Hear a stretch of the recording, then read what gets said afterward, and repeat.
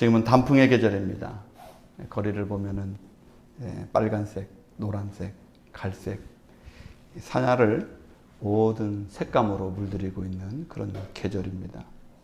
하나님이 작품을 그리시고 계시는 것 같아요. 인간이 그릴 수 없고 인간이 지어낼 수 없는 그 아름다움을 하나님께서 너무나 멋지게 감동적으로 세상을 물들이고 있는 모습을 볼 수가 있습니다. 그래서 이 시기가 되면 사람들의 핸드폰에는 꼭 단풍이 하나씩 이렇게 담겨져 있는 것을 볼 수가 있어요. 우리가 이런 자연에 눈을 돌리고 또 그리고 잠시 여유의 시간을 갖는 것도 우리에게 필요한 줄로 믿습니다. 저도 사진을 찍는 걸 좋아하는데 사진을 찍으면서 제 마음에 들지 않는 부분이 참 많이 있었어요. 그래서 제가 사진에 관한 책들을 여러 권을 샀어요. 그래서 나도 사진 한번 잘 찍어봐야 되겠다. 그래서 제 서재에는 사진에 관한 책들이 있습니다. 그 중에서 나카니키 유시케라고 하는 일본 작가가 있는데 그분이 쓴 책에 대해서 좀 읽어보게 되었어요. 어떻게 해야 사진을 잘 찍을 수 있을까? 우리는 구도를 생각하게 되고 색감을 생각하게 되고 거리를 생각하고 여러 가지를 생각하게 되는데 그 작가의 말은 그것이었습니다. 사진 한 컷 한 컷에 마음을 실어서 찍는다는 거예요. 그냥 막 찍어대는 게 아니라는 거예요. 그 사진을 찍을 때 내 마음이 쫙 담겨서 내 마음에 원하는 것을 쫙 그려낸다는 것입니다. 작품 같은 사진이 나오게 되는 그 이유를 보니까 그 사진에는 작가의 마음이 고스란히 잘 담겨 있다는 것입니다. 사진을 찍을 때의 준비하는 마음과 그 과정을 세세하게 준비해서 그리고 찍은 다음에는 다시 포토샵으로 잘 정돈해서 해야 그 좋은 작품 같은 사진이 나오게 된다는 것입니다. 저는 그 모습을 보면서 우리의 신앙생활도 우리의 삶도 그런 멋진 작품 같은 믿음의 모습으로 우리가 살아야 될 줄 믿습니다.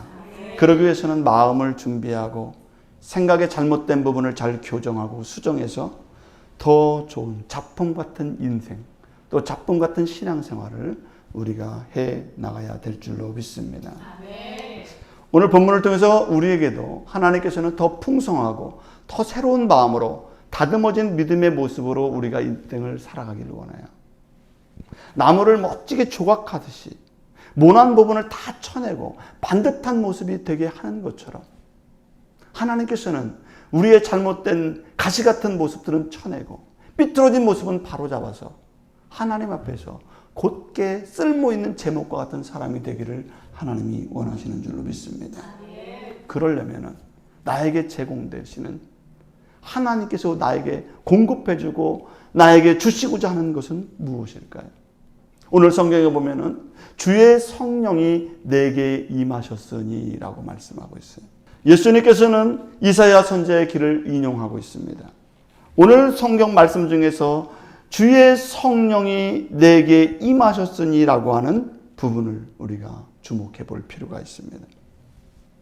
하나님과 예수님과 성령님은 한 분이십니다. 성경에서는 왜 성령께서 우리에게 임했다고 그 말씀을 강조해서 말씀하고 있는 것일까요? 하나님은 이제 천지를 창조하시고 예수님은 아들로서 이 땅에 오시고 예수님이 승천하신 이후에 성령께서 이 땅에서 지금도 우리 가운데 역사하고 있는 줄로 믿습니다. 우리의 생각 가운데, 우리의 삶 가운데, 지금 예배 가운데서도 우리의 생각을 이끌어 주시고 은혜 받게 하시고 주의 말씀을 생각나게 하시는 분이 바로 성령의 역사인 줄로 믿습니다. 성령이 임해야 된다는 거예요. 우리 마음속에 성령이 임해야 된다는 것입니다. 왜 그렇습니까? 성령이 임하지 않고는 악한 세상이 스스로 정화할 수 없기 때문에 그렇습니다. 우리 인간은 스스로 선해질 수가 없다는 거예요. 우리 인간은 스스로 자정 능력을 상실한 사람입니다. 우리는 스스로 거룩한 존재가 될 수가 없어요. 우리는 스스로 믿음 있는 사람이 될 수 없다는 것입니다. 우리 스스로 더 열심히 있는 하나님의 사람이 될 수 없다는 거예요. 왜 그렇습니까? 로마서 3장 23절에 보면은 모든 사람이 죄를 지었음에 하나님의 영광에 이르지 못한다라고 말씀했습니다. 우리 인간의 내면에는 해결되지 않은 한 가지 본성이 있는데 악한 본성이 있다는 거예요.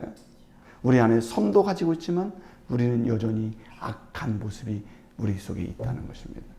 그래서 우리는 때때로 내가 알지 못하는 악한 모습들이 발현되게 되고 나타나게 되고 나도 모르는 그런 모습이 생활 속에서 험한 모습으로 나타나게 되는 것입니다. 우리 인간은 우리 스스로를 통제할 수 있는 것 같지만 우리는 스스로 통제할 수 없는 존재예요. 그래서 1886년에 태어났던 독일의 신학자였던 칼 바르트라고 하는 분이 있습니다. 이분은 1968년 12월 10일까지 살다 돌아가셨어요. 제가 태어나기 전, 제가 태어나던 그 해에 같은 달에 그분은 돌아가시고 나는 태어났어요. 연도를 보니까. 근데 이분은 아주 원래 자유주의 신학자였어요. 자유주의라는 얘기는 우리 인간은 모든 것을 할 수 있다. 우리 인간에게 모든 능력이 있다. 우리는 또 하나님처럼 할 수 있다. 그런 거예요. 자유주의 신학이. 근데 이분이 그런 신앙관을 가지고 있다가 2차 세계대전이 발발하고 그 모든 1차 세계대전, 2차 세계대전 과정을 보면서 인간은 선한 존재라고 생각했는데 전쟁을 하는 모습을 보니까 우리 인간이 얼마나 험악하고 악한 존재인가를 전쟁을 겪으면서 깨닫게 된 거예요. 우리 인간이 선한 줄 알았더니 전쟁을 치러보니까 얼마나 악하고 독한 사람들인지. 악의 본성이 전쟁을 일어나면 나오게 되는 거예요. 여러분, 지금 세계는 전쟁 중에 있습니다. 러시아와 우크라이나가 전쟁을 하고 있어요. 지금 이스라엘과 하마스가 전쟁을 하고 있습니다. 그들에게 인간 사랑의 마음이 있나요? 아이들을 사랑하는 마음이 있나요? 보복하고 내가 살기 위해서 저 사람들은 다 싹을 다 죽어야 된다는 거예요. 그게 인간이 전쟁을 치르면 나오게 되는 악의 본성인 거예요. 이 칼바르트라고 하는 신학자가 그 과정을 겪으면서 우리 인간에게는 선한 모습으로 살아가는 것 같지만 평상시에 선한 모습으로 살아가는 것 같지만 우리 속에는 처절하게 변화되지 않는 악의 본성을 가지고 있구나. 하나님이 아니고서는 우리 인간은 변화될 수 없고 하나님께로 돌아가지 않으면 우리는 새로운 마음을 얻을 수가 없고 고쳐질 수가 없는 것이구나 라는 것을 철저하게 깨달은 분이 이 칼바르트라고 하는 분이세요.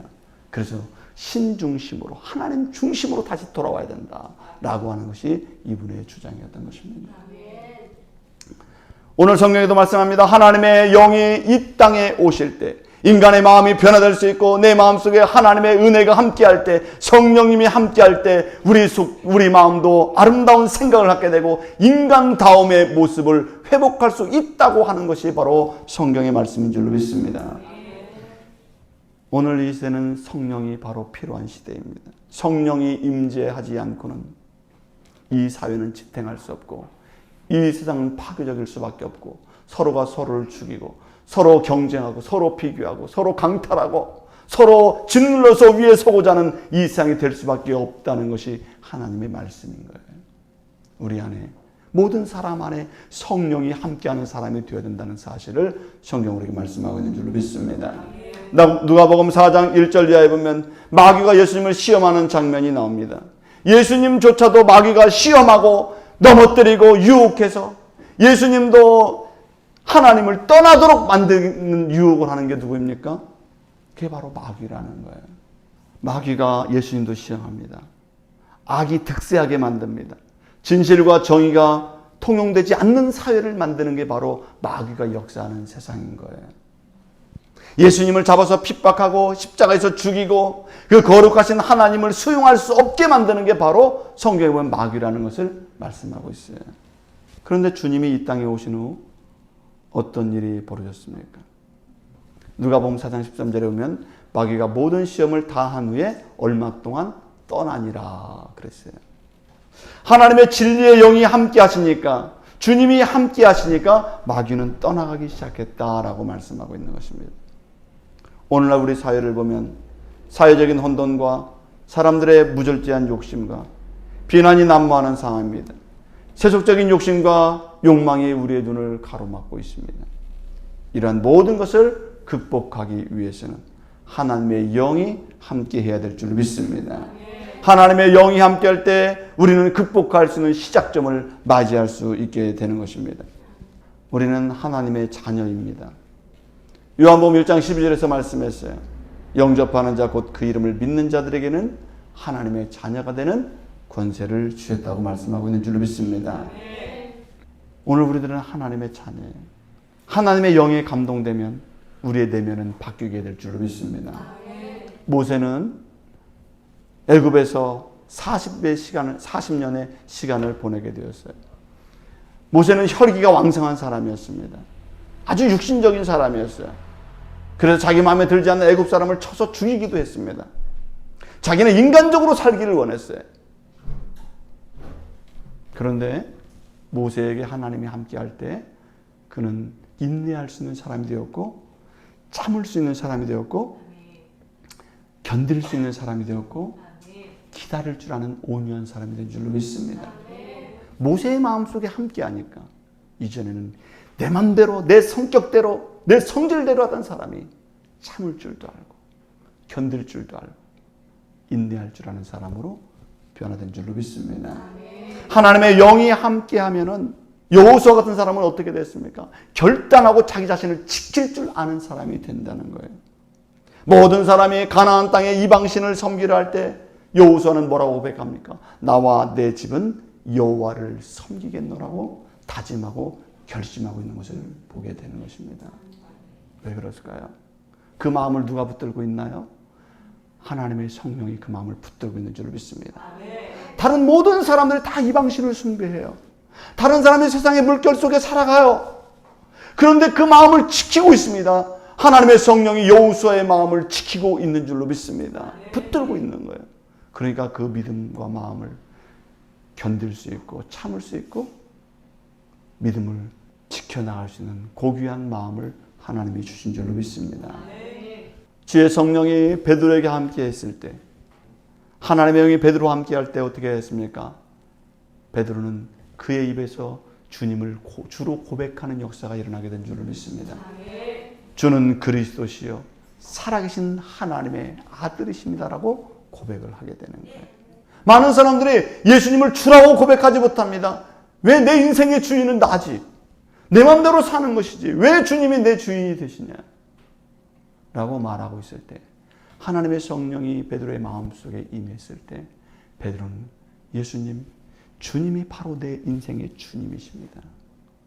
나는 이제 주님 중심으로 이 땅을 살겠습니다. 다른 세상의 것 의지하지 않고 주님 중심의 인생을 살겠다고 하는 고백이 주는 그리스도시요 살아계신 하나님의 아들이시라고 하는 고백인 줄로 믿습니다. 그때 주님이 베드로에게 말씀하셨어요. 이것을 알게 한 것은 혈육이 아니요 하늘에 계신 내 아버지시니라 라고 했습니다. 이것을 알게 한 사람은 네 스스로 깨달은 게 아니야. 하나님이 너를 알게 하신 거야. 네 생각을 하나님이 역사하고 있는 거야. 네 생각 속에. 하나님의 거룩한 영이 함께할 때 베드로는 하나님을 주로 고백하는 진실한 신앙의 고백을 할 수 있는 믿음의 사람이 된 줄로 믿습니다. 여호수아는 모든 사람이 세상을 가더라도 나는 하나님의 길을 걸어가겠습니다. 나와 내 집은 하나님을 섬기겠습니다 라고 고백하게 됐어요. 모세는 하나님의 성령이 임했을 때 함께할 때 그는 인내할 줄 알고 기다릴 줄 알고 이제는 하나님의 뜻대로 움직일 수 있는 사람이 된 줄로 믿습니다. 사도행전 1장 8절은 우리가 너무나 잘 아는 말씀입니다. 오직 성령이 너희에게 임하시면 너희가 권능을 받고 예루살렘과 온 유대와 사마리아 땅끝까지 이르러 내 증인이 되리라 하리라 말씀하셨습니다. 성령이 임하면, 성령님이 함께하면 하나님의 큰 능력이 내 안에 작용하게 된다고 말씀하고 있는 것입니다. 성령님은 할 수 없는 것, 좌절하고 있는 그 사람을 일으켜 세우는 역사를 누가 하시느냐? 바로 성령께서 그 마음을 일으켜 세우는 줄로 믿습니다. 나는 불가능해, 저건 안 되라고 하는 그 생각 속에 머물러 있는 그 생각을 하나님이 깨뜨리시고 너는 할 수 있는 사람으로 생각을 전환시켜 주시는 분이 바로 성령님이신 줄 믿습니다. 나는 연약해요. 나는 부족해요. 나는 죄인이에요. 나는 정말 늘 비교해서 평가절하된 인간으로 살아갈 수 있지만 성령님이 함께하면 그 모든 죄와 허물을 용서해 주시고 다시 일어서서 걷게 하시고 긍정적인 생각을 갖게 하시는 분이 바로 성령의 능력인 줄로 믿습니다. 그래서 오늘 우리 성도님들이 인생을 살아갈 때 늘 하나님의 성령이 능력 안에 머무르는 자가 되기를 주의 이름으로 축원합니다. 하나님의 성령이 함께할 때 우리는 능력 없는 자도 능력 있는 삶을 살게 되는 것이고 내 자신을 비관하며 살던 자도 할 수 있는 자신감을 갖고 살게 될 줄로 믿습니다. 사람들을 보면 다 열등감 갖고 살아가요. 내가 나는 안 돼. 우리 집안은 안 돼. 나는 능력이 없어. 비관하고는 사람도 그 결핍을 하나님께서 역사하심으로 그 결핍이 오히려 힘과 에너지가 되게 하시는 그 능력을 성령께서 우리에게 공급해 주실 줄로 믿습니다. 오늘 성령께서는 예수님의 복음의 말씀을 또한 듣게 하시는 줄로 믿습니다. 성령께서 예수님의 복음을 듣게 하셨는데 오늘 본문에 있는 말씀은 성령께서 어떤 복음의 말씀을 우리에게 듣게 하셨을까요? 오늘 18절에 있는 말씀에 보면 이렇게 됐습니다. 주의 성령이 내게 임하셨으니 이는 가난한 자에게 복음을 전하게 하시려고 내게 기름을 부으시고 나를 보내서 포로된 자에게 자유를 눈먼 자에게 다시 보게 함을 전파하며 눌린 자를 자유롭게 하고 주의 은혜의 해를 전파하게 하려 하심이라. 예수님은 이 땅에 많은 모든 사람들에게 관심을 갖고 계세요. 그런데 예수님의 관심은 더 특별하게 관심을 갖는 사람들이 있어요. 어떤 사람들이냐? 오늘 주님의 보니까 이는 가난한 자에게 복음을 전하게 하시려고 라고 되어 있어요. 또 포로된 자들에게, 눈먼 자들에게 이렇게 그들을 특별하게 지정하고 있는 걸 볼 수가 있어요. 예수님은 마태복음 5장 2절에서도 말씀했습니다. 심령이 가난한 자는 복이 있다. 이렇게 말씀했어요. 왜 주님은 가난한 자들에게 관심이 있는 것일까요? 그것이 궁금하지 않아요? 왜 예수님은 가난한 사람에게 관심이 있는 거예요? 그 답이 성경에 뭐라고 딱 써 있지 않아요. 그런데 제가 생각해 보니까 가난한 자는 사람들에게 관심이 없어요. 사람들이 관심이 없다고 그 사람들한테. 아무도 그들을 둘러보지 않아요. 주인공으로 세워주지 않아요. 사람들이 외면을 받고 사람들의 편견과 선입견과 사람 대접을 받지 못하는 이들을 주님은 그들에게 관심을 여전히 갖고 계신 줄로 믿습니다. 예수님이 사랑해주지 않으면 누구도 사랑해줄 사람이 없는 거예요. 하나님이 사랑해주지 않으면 누구도 사랑해줄 수 없기 때문에 주님께서는 소외된 그들을 여전히 사랑하고 계신 줄로 믿습니다. 저도 세상에 많은 사람들이 있지만 많은 세상의 성도들이 있지만 저도 우리 성도님들을 제일 좋아해요. 네, 우리 성도님들이 제일 좋아해요. 저는 세상에서. 왜요? 특별한 사람들이 있어요. 하나님이 함께 믿음이 성장하도록 저에게 붙여주신 성도님들이기 때문에 특별히 사랑한 줄로 믿습니다. 성도님들 중에서도 더 힘들고 어려우면 더 마음이 가요. 왜 그래요?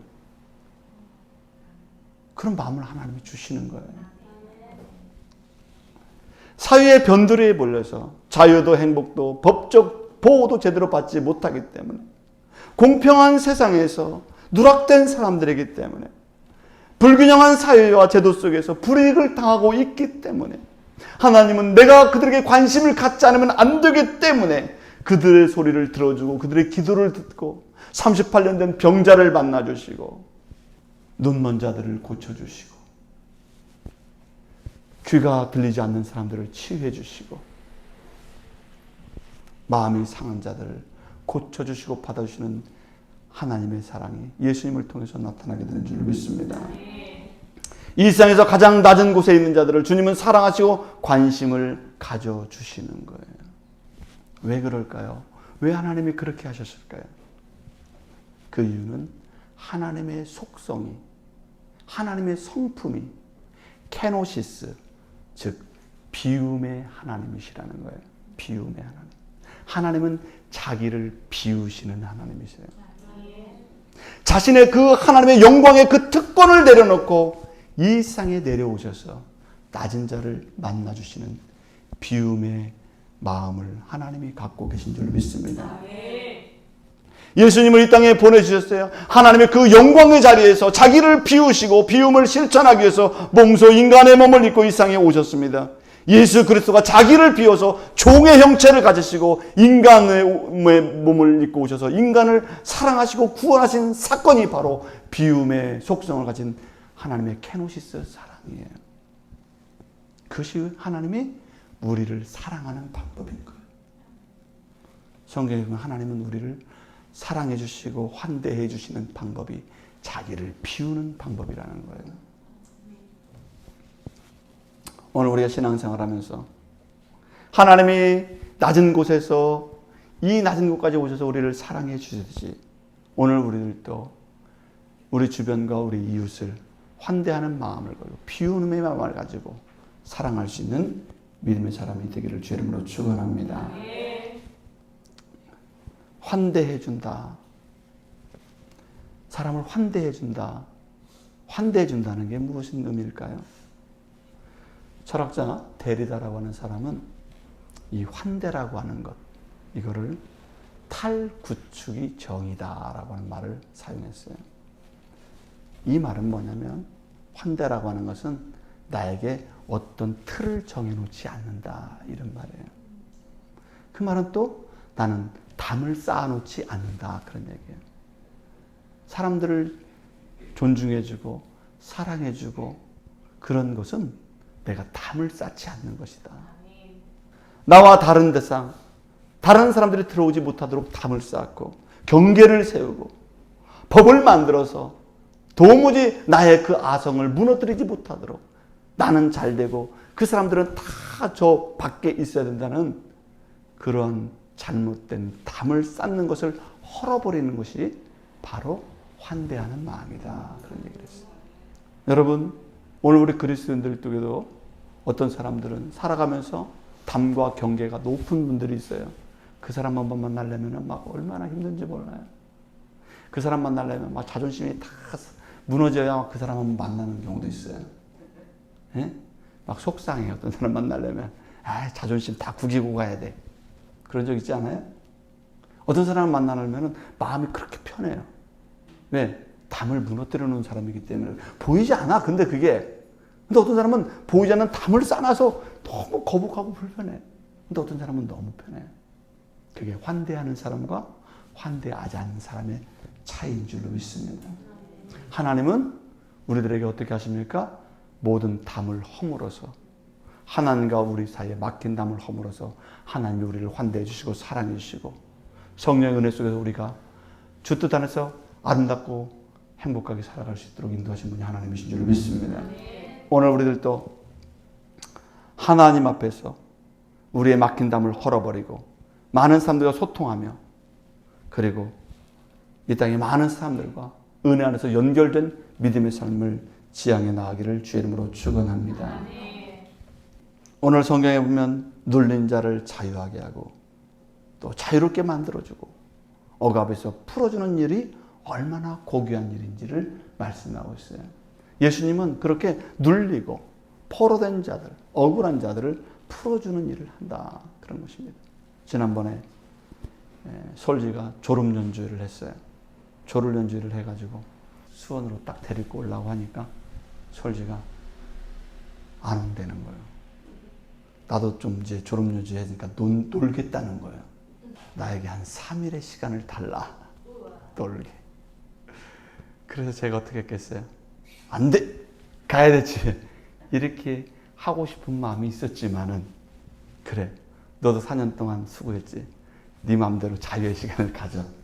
그러니까 얼마나 좋아하는지 몰라요.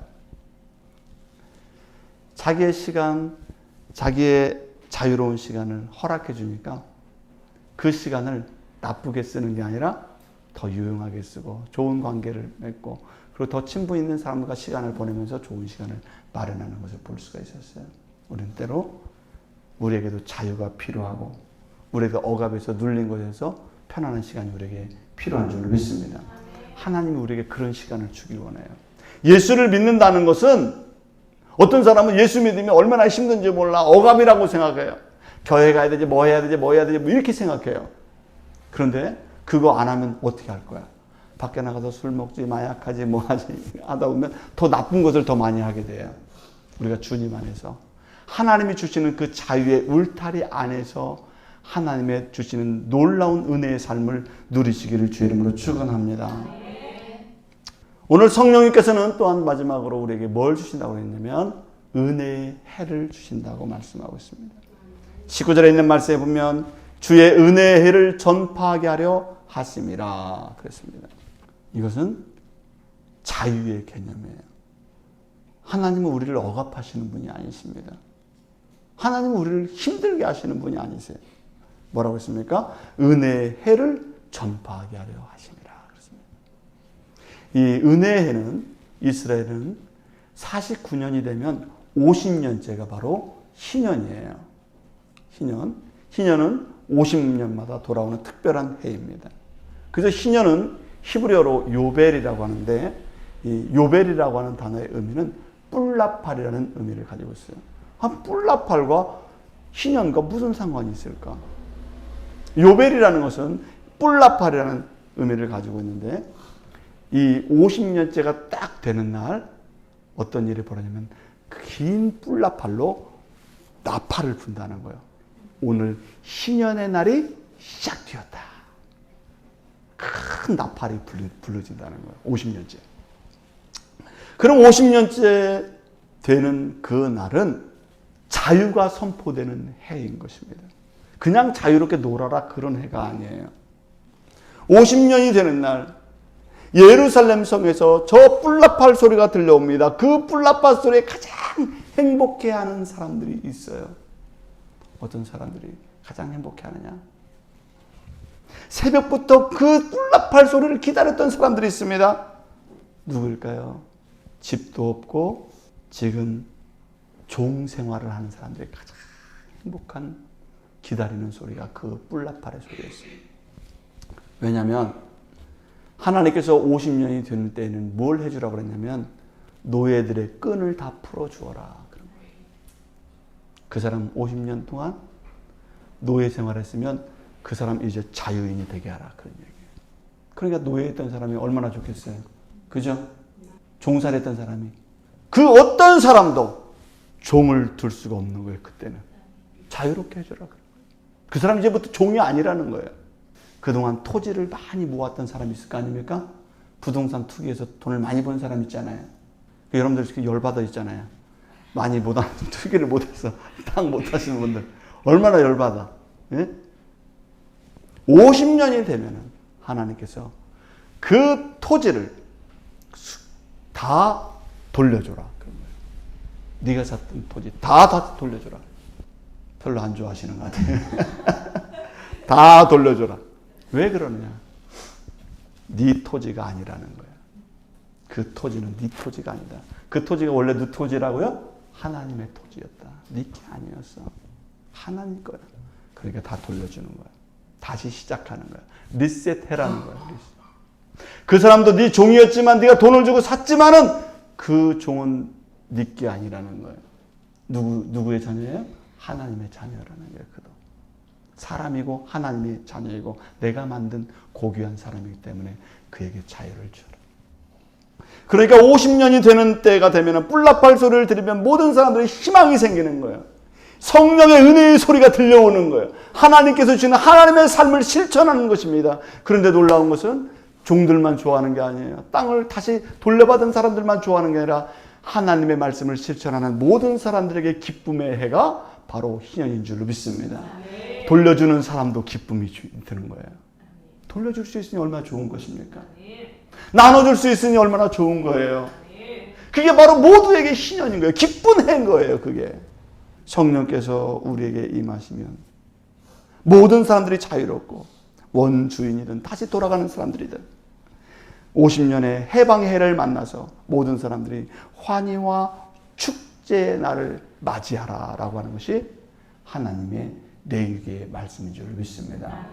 레위기 25장 10절에서 말씀했어요.